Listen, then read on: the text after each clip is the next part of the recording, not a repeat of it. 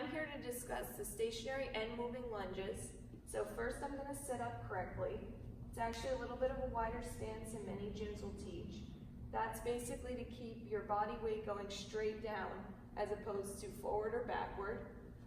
Of course, I'm going to make sure that I'm using the 4 points of posture.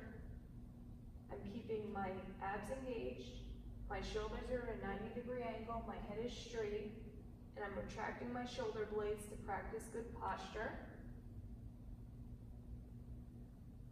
So I'm making sure that my knee, my ankle, and my hip are in alignment, and my knee is not going to drift outside or inside, but it's going to track straight over the top of my foot. And of course, the back knee, we're making sure we just gently touch the ground, not slamming it down against the floor, but keeping the control and stability throughout that movement.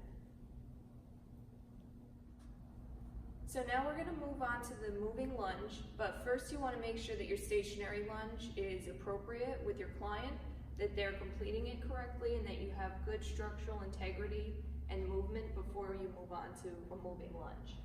So I'm going to be stepping forward, and I'm going to make sure that I'm keeping that same placement. My knee has to track correctly over the top of my foot. I don't want it to be tracking to the left or to the right. I'm keeping in mind I want to create a 90-degree angle with this front leg here. And depending on the client, you might need to actually go a little further out to achieve that. The goal is to avoid doing too much of a harsh angle on the knee and putting a lot of excess stress. So we want to stick with a 90-degree angle, making sure I'm keeping my posture. I'm retracting my shoulder blades, my shoulders are steady, my head is staying still, not looking down. Trying to keep good posture throughout, keeping the core tight. And of course, the most important part is making sure my body weight is going straight down rather than too far forward or too far back. I want to be aligned correctly here. So in conclusion, I was surprised to learn something new about stationary and moving lunges, which is that most people, I think, from my own observation and observation of myself, that they tend to have too narrow of a stance. And what that does is put greater strain on the knee, and it's making a greater than 90-degree angle, which is not optimal.